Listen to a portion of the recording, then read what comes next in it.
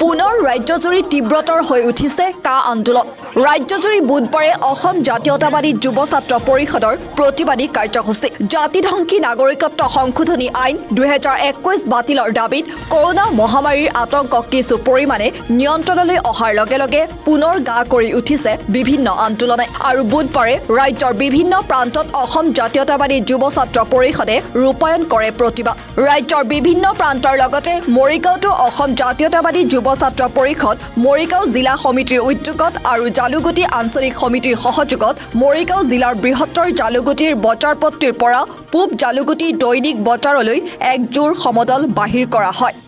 বিধ্বংসন কৰি অসমত ইতিমধ্যে ব্যাপক কাৰ্যসূচী ৰূপায়ণ কৰা হৈছে আৰু অসম জাতীয় যুৱ ছাত্ৰ পৰিষদেও এই আন্দোলন কৰিছে এই আন্দোলন অসম জাতীয় যুৱ ছাত্ৰ কেৱল আঁঠি ধৰিছে এই আন্দোলন অসমৰ আন্দোলন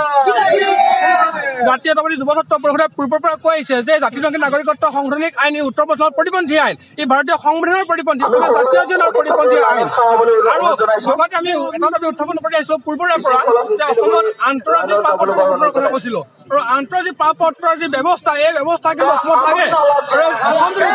পৰিষদে জন্মদিন কৰা যি দাবী এই দাবী সম্পূৰ্ণ প্ৰভাৱিত আমি এইকাৰণে প্ৰভাৱিত বুলি কৈছোঁ যদি অসমৰ আন্তঃৰাজ্যিক পাৰপত্ৰ থাকিল তেন্তে নিশ্চিতভাৱে এই জাতিধ্বংসী নাগৰিকত্ব আইনৰ আওতাত থাকিল হয় অসম গতিকে আমি চৰকাৰক আহ্বান জনাম অসমত এই নাগৰিকত্ব আইন বাতিল কৰক আৰু অতি শীঘ্ৰে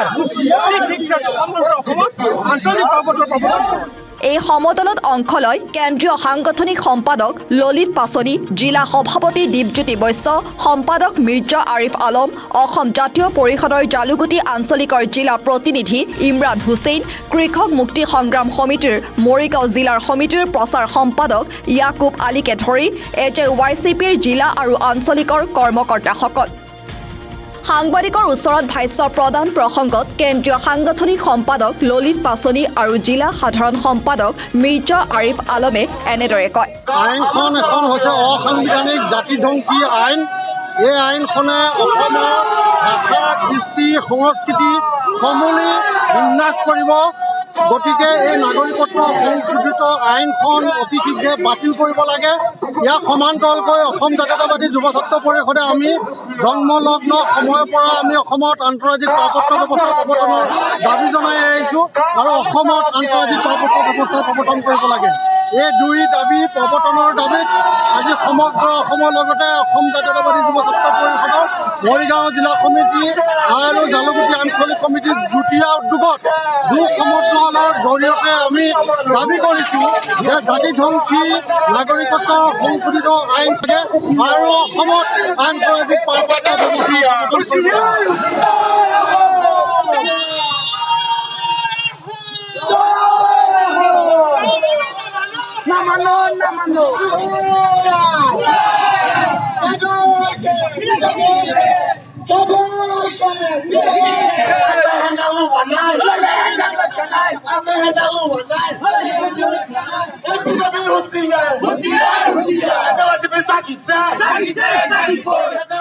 মৰিগাঁৱৰ পৰা সাজিদ আনোৱাৰ ৰহমানৰ ৰিপৰ্ট ভিজন টাইম অসম।